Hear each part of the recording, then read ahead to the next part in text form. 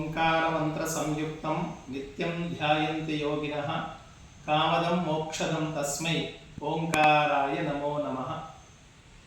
పరమ పవిత్రమైనటువంటి శ్రావణ మాసం నందు భక్తులందరూ కూడా ఎంతో పవిత్రమైనటువంటి మనస్సుతో ఇళ్లల్లో కానీ దేవాలయాల్లో కానీ పూజాది కార్యక్రమాలు నిర్వహించుకుంటూ ఈ మాసాన్నంతా దైవ చింతనతో గడిపేటువంటి భక్తులందరూ కూడా ఒక విశేషమైనటువంటి భగవంతుని అనుగ్రహాన్ని భక్తులపై జనులపై ఉండాలనేటువంటి చక్కనైనటువంటి సంకల్పంతో 4 సోమవారాల పాటు శ్రావణ మాసం నందు వచ్చు 4 సోమవారాల పాటు ఆరిద్ర నక్షత్రంతో ఒక రోజు దాదాపు 5 రోజుల పాటు శైవ ఆలయాలలో భస్మహారతిని నారాయణఖేడ్ పట్టణ చరిత్రలోనే మొట్టమొదటిసారిగా ఈ భస్మహారతిని లోక కళ్యాణార్థం నిర్వహించనున్నాము.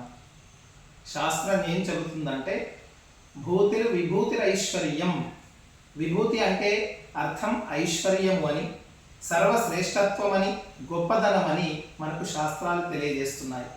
ఎవరైతే నుదుటన భస్మం ధరించి ఉంటారో వారికి అపమృత్యు దోషాలు కలుగుతాయని, సదా ఆ పరమేశ్వరుడి అనుగ్రహం వారిపై ఉంటుందని మనకు శాస్త్రాలు తెలియజేస్తున్నాయి. అత్యంత ప్రీతికరమైనటువంటి శివుడికి మారేడు దళం ఎట్లాగైతే ఇష్టమో విభూతి కూడా పరమశివుడికి అత్యంత ప్రీతికరమైనది.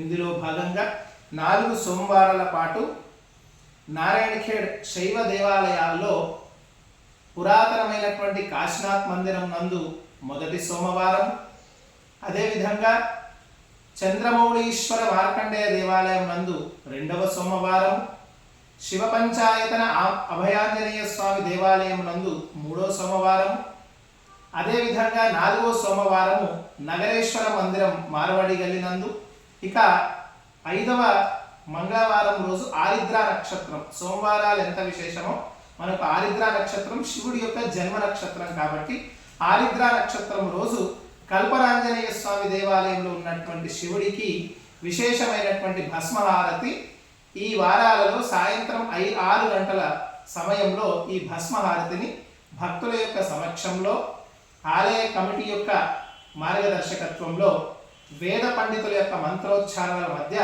ఈ భస్మహారతి కార్యక్రమాన్ని లోక కళ్యాణార్థం నిర్వహించనున్నాం. కావున సమస్త భక్తులందరూ కూడా ఈ యొక్క మహత్తరమైనటువంటి భస్మహారతి కార్యక్రమంలో మీరందరూ పాల్గొని ఆ పరమేశ్వరుడి యొక్క కృపకు పాత్రులు కాగలరు. శివాయ నమః. శుభం భవతు.